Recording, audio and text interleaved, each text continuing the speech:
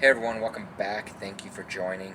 Recently I had a post on Instagram about a warranty claim I had on my Stealth Performance Tuner for my Dodge Ram. And I had a comment, more of a question on how easy it is to install. And I figured I'd take the opportunity to shoot this quick video. So let's get into it.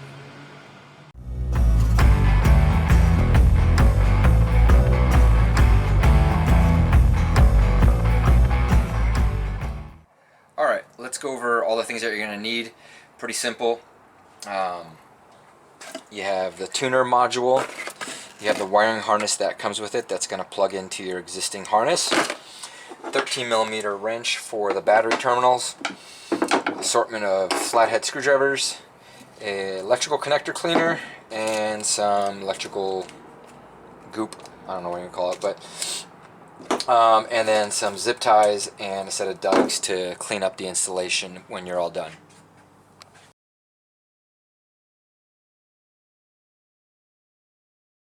With the harness, here is the end that's going to connect into the tuner. Then you have the section that's going to connect into the flywheel, which is in the back. And then you have the engine fan, which is going to connect up front to over here. All I'm going to do now is disconnect the wires, and I'll show you where those are at. Run the wires along, connect it into the tuner, which I already have pre-mounted, and I'll show you that as well. Connect it into the battery terminals, and then into the pigtail, and we're going to be set. So let's go ahead and dive into how you disconnect the harness. The two connectors you're going to undo are first this one toward the middle of the exhaust, or toward the front of the exhaust manifold down here, and then the other one is back there, and I'm not sure if you can see it or not very well, but it's this connector right there attached to this loom. That is going to be the difficult one for you to connect, or to disconnect I should say. Connecting, it's not that difficult. Alright, so let's go ahead and get this disconnected. You have a connector, a little detent right here you want to push with your screwdriver, and then as you push you're going to pull up. So let me show you.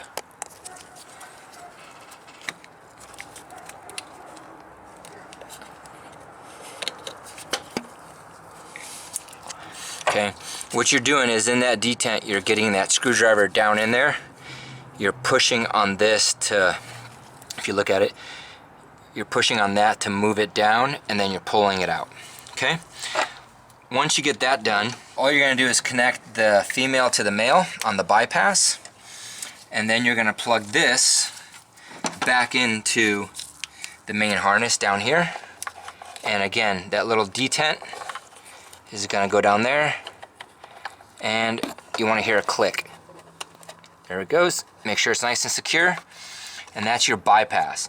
You're now going to do that for the one in the back. So I'm going to have to climb back here a little bit. I'll try and put a flashlight there as much as I can. And what you want to do, and this is the tough one, is get in there. There it goes. That was pretty easy right now. Pop it out, and again you have the detent. You're going to connect the female, and then you're going to connect the tuner bypass into the existing harness. And again, this one's all the way in the back there, so I don't know if you can even really see it, but it's kind of a trick to get in there. And again, you want to hear, let me see if I can move this out of the way a little bit. You want to hear an audible click.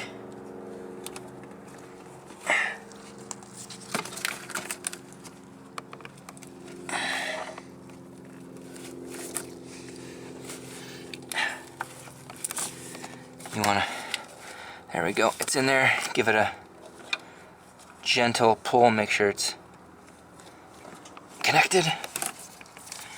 And there you go. Now that I've gotten these all connected, here's the front one, the back one for a flywheel. What you want to do is fish these wires up along your firewall, back behind your brake booster, and your connectors are going to come out here. This pigtail is coming through my firewall. This is for the adjuster, the dial, which I already pre-ran on my existing hole that I had on my prior one. But all you're going to do now, let's position this light right here if I can a little bit. Probably not going to work, but all you're going to do now is connect the, where are we at? Connect it, and even from Stealth Performance, what their recommendation is there's this little pocket right here, and the module fits right in there next to the battery. And what I'm going to do is put a little industrial Velcro right there, and it's going to sit right there. It's fine. And then only other thing I need to do is connect up the power to the positive and negative wires, and then where's the other connector on this one? Plug in the pigtail for, oops, not through there, for the connector, and this is going to be the dial on how you adjust from stock and the different levels. Put that right there. So now I'm just going to hook up the positive and negative. Go right there.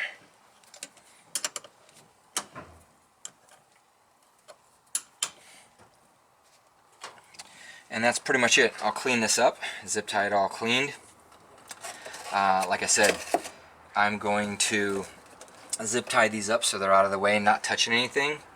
And again, this already goes into the dial that's mounted on my dashboard, and I'll go show you what that looks like. Alright, so on my truck I have the dial mounted right here, so stock, and then you got 1, 2, 3 levels, obviously. So I just have it ran through an access port right there, drilled a small little hole. Yeah, I believe it's like a 1/8 of an inch hole or a 1/4 inch hole, and it just ran through my firewall back there. Got all the connections connected. The front one and the back one, ran the wires. Positive and negative terminals are connected. The pigtail's connected. It's all tucked out, nice out of the way. I got this Velcroed in there so it's nice and snug in there. Let's go ahead and see if she'll start. See if I did it right.